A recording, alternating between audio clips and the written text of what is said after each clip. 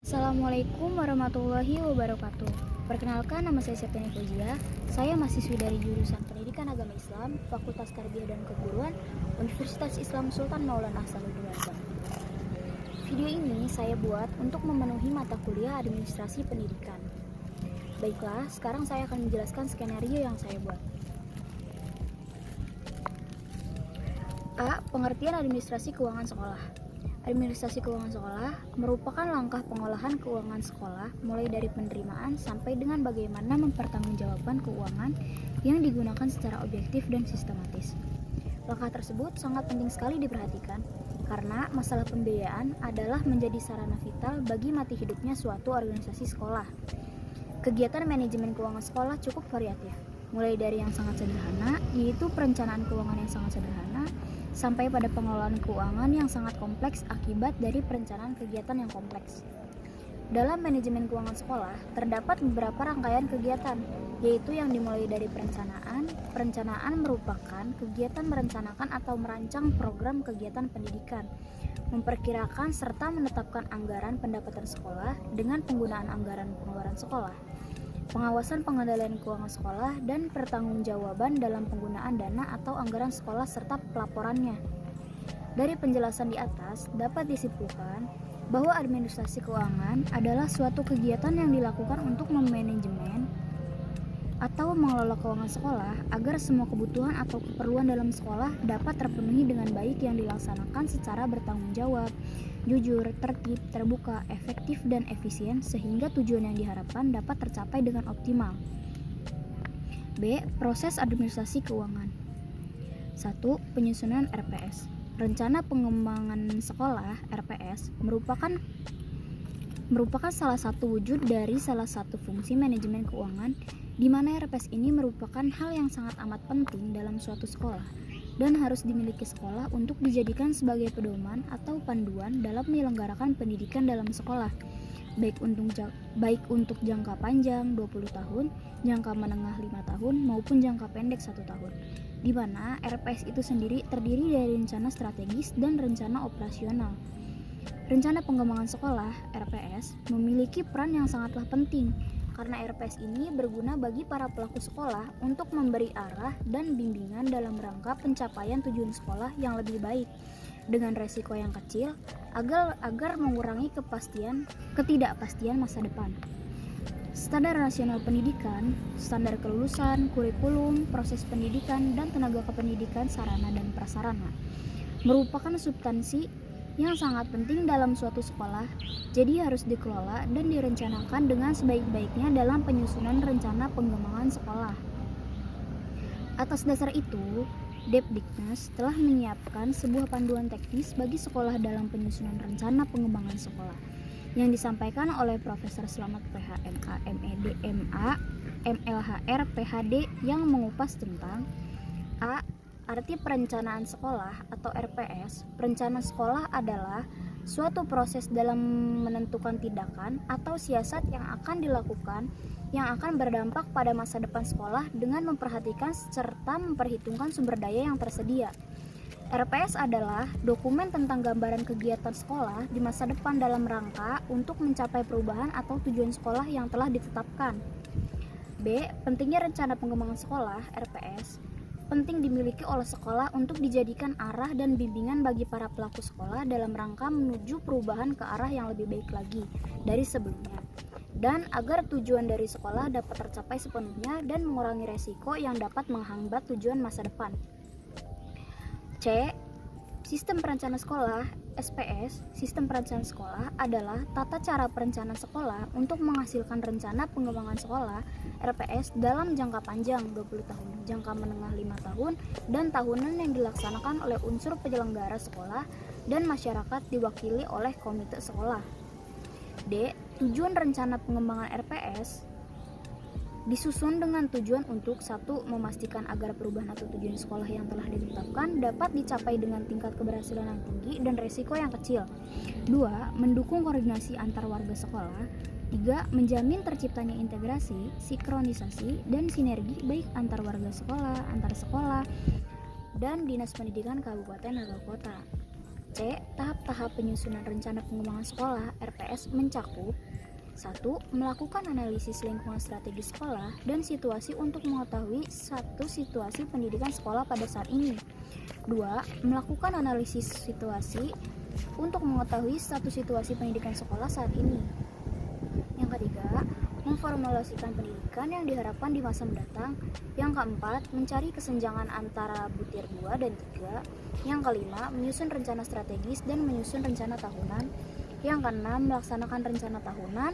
Yang ketujuh, memonitor dan mengevaluasi. 2. Penyusunan RKAS. RKAS merupakan perencanaan biaya atau anggaran suatu kegiatan atau program yang akan dilakukan yang dibuat secara rinci dalam 1 tahun. RKAS juga merupakan dokumen anggaran sekolah resmi yang disetujui oleh kepala sekolah dan disahkan oleh Dinas Pendidikan bagi sekolah negeri atau penyelenggara pendidikan atau yayasan bagi sekolah swasta, di mana RKAS ini hanya berlaku 1 tahun ajaran yang akan datang dan di dalamnya berisi pendapatan dan pengeluaran sekolah. Tujuan penyusunan RKAS: A. Dapat merencanakan kegiatan atau program sekolah yang akan dilaksanakan di masa yang akan datang. B. Dapat menjamin tercapai integrasi dan sinkronisasi perdanaan sekolah. C. Dapat menentukan arah yang jelas pada program sekolah yang akan dilaksanakan agar tahu apa-apa saja yang diperlukan. D. Dapat menjamin keterkaitan antara perencanaan, pelaksanaan, dan pengawasan penganggaran sekolah sehingga keterkaitan antara ketiganya saling terkait. E. Dapat mengoptimalkan dukungan dan partisipasi warga sekolah dan masyarakat karena ada keterbukaan dari sekolah itu sendiri. F. Dapat menjamin tercapainya penggunaan dana secara efektif, efisien, berkeadilan, berkesinambungan, dan dapat dipertanggungjawabkan. Ada beberapa langkah-langkah penyusunan RKAS dalam administrasi keuangan adalah sebagai berikut. A. Melakukan analisis lingkungan operasional sekolah dan pendidikan sekolah saat ini. B. Melakukan analisis pendidikan sekolah 1 tahun ke depan seperti yang diharapkan. C. Menentukan kesenjangan antara situasi sekolah saat ini dan yang diharapkan 1 tahun ke depan. D. Merumuskan tujuan sekolah selama 1 tahun ke depan, disebut juga dengan sasaran atau tujuan situasional 1 tahun. E. Mengidentifikasi fungsi-fungsi atau urusan-urusan sekolah untuk dikaji tingkat kesiapannya. F. Melakukan analisis SWOT. G. Merumuskan dan mengidentifikasi alternatif langkah-langkah pemecahan persoalan. H. Menyusun rencana program yang akan dilaksanakan. I. Menentukan garis-garis besar kunci keberhasilan atau output pada apa yang akan dicapai. J. Menyusun rencana biaya, besar dana, alokasi, sumber dana, dan rencana pelaksanaan program dan pemantauan evaluasi. K. Menentukan jadwal pelaksanaan dan penanggung jawab program yang akan dilaksanakan. Pertanggungjawaban keuangan sekolah. Pertanggungjawaban dapat disampaikan pada pimpinan, sumber pemberian dana atau anggaran kepada personel sekolah untuk diketahui bersama tanpa ada yang ditutupi.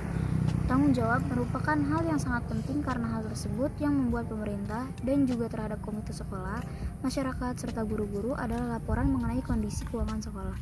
Keuangan yang ada di sekolah harus dilaporkan dan dipertanggungjawabkan secara rutin, baik itu penerimaan maupun pengeluaran oleh manajer sekolah secara rutin sesuai aturan yang berlaku. Pelaporan dan pertanggungjawaban dana yang berasal dari orang tua harus dirinci dengan tepat dan transparan sesuai dengan sumber dana. Laporan pertanggungjawaban ini sangatlah penting agar pemerintah dan masyarakat pemberi dana tahu apa saja uang yang diberikan ke sekolah tersebut dipergunakan, apakah kegiatan yang ditunjang dari dana tersebut terlaksana sebagaimana harapan yang diinginkan, dan bagaimana hasil dari kegiatan yang ditunjang oleh dana tersebut, serta bagaimana dampaknya untuk pelaksanaan tugas utama sekolah, yaitu pembelajaran peserta didik. Ketidakjelasan laporan pertanggungjawaban sekolah akan menambah anggapan negatif terhadap sekolah dalam penyelenggaraan keuangan sekolah yang tidak tertib. 4. Perencanaan dan pembuatan anggaran. Anggaran belanja adalah suatu pernyataan yang terurai tentang sumber-sumber keuangan yang perlu untuk melaksanakan berbagai kegiatan atau program sekolah dalam 1 tahun. Dalam membuat perencanaan keuangan sekolah, ada beberapa hal yang harus diperhatikan. A. Perencanaan keuangan sekolah harus disesuaikan dengan rencana pembangunan sekolah (RPS), baik jangka panjang, jangka menengah, dan jangka pendek. B. Perencanaan keuangan sekolah harus komprehensif, artinya perencanaan keuangan sekolah harus melingkup semua sumber dana yang ada dan kegiatan atau aktivitas sekolah yang akan harus dilakukan analisis terhadap kegiatan-kegiatan yang akan dilaksanakan, menganalisis anggaran yang ada dan mungkin bisa diadakan dari berbagai sumber dana. C. Perencanaan keuangan sekolah harus seimbang antara pengeluaran dengan pemasukan agar tidak seperti kiasan-kiasan besar pasak daripada tiang. Jangan sampai besar pengeluaran daripada pemasukan itu dapat berdampak pada sekolah itu sendiri. C. Prinsip-prinsip administrasi keuangan. Manajemen keuangan sekolah perlu memperhatikan beberapa prinsip-prinsip.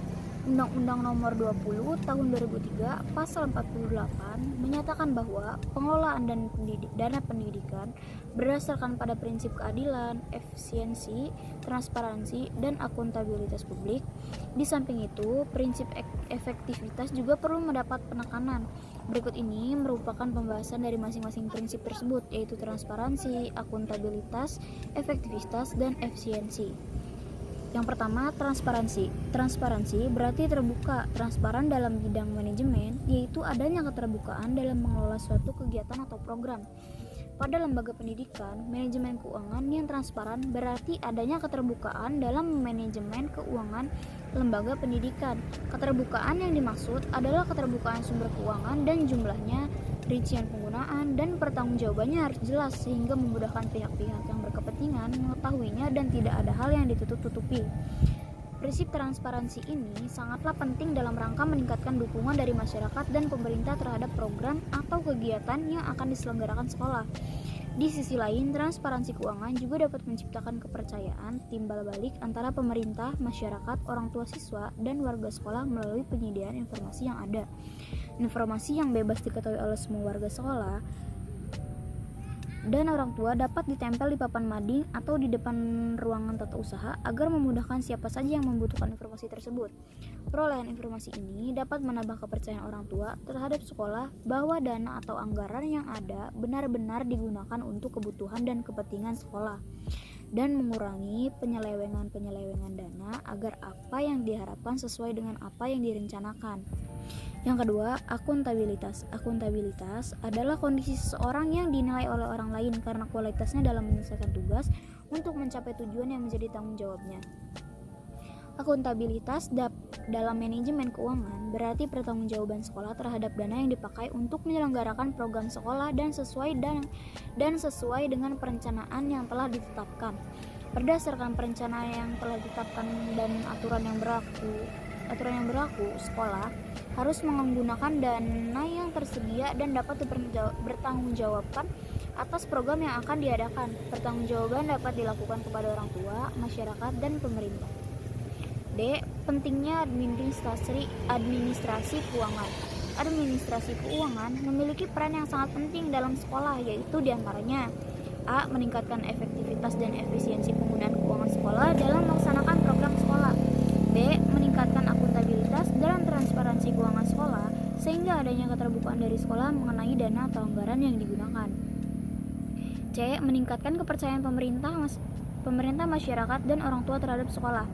D. Agar tidak terjadi penyelewengan dana sekolah. E. Agar tidak menimbulkan pembicaraan negatif dari orang tua, masyarakat, dan pemerintah terhadap sekolah. Beberapa peran guru dalam administrasi keuangan ini meliputi: 1. Membuat file keuangan sesuai dengan dana pembangunan. 2. Membuat laporan data usulan pembayaran gaji, rapel ke pemerintah kota, dan membuat pembukaan penerimaan dan penggunaan dan pembangunan. 3. Membuat laporan dana pembangunan pada akhir tahun anggaran dan laporan tribulan dana bantuan operasional sekolah BOS. 4. Membuat laporan rancangan anggaran pendapatan bantuan sekolah RAPBS. 5. Menyetorkan pajak PPN dan PPh. 6. Menyimpan dan membuat arsip peraturan keuangan sekolah. Dengan adanya administrasi keuangan tersebut, setiap kegiatan yang akan dilakukan akan berjalan tertib, lancar, efektif, dan efisien, dan keuangan yang ada akan terpakai untuk keperluan yang semestinya. Maka dari itu, sangat diperlukan manajemen keuangan yang baik.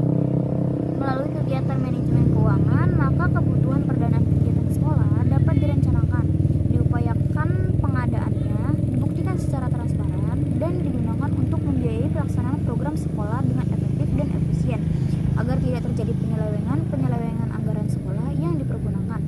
Pengelolaan administrasi keuangan sekolah perlu diawali dengan perencanaan yang sebaik-baiknya, karena perencanaan akan menjadi pedoman atau panduan jalannya pengelolaan administrasi keuangan sekolah agar berjalan dengan baik juga. Mungkin cukup sekian pembahasan dari saya, kurang lebihnya mohon maaf. Wassalamualaikum warahmatullahi wabarakatuh.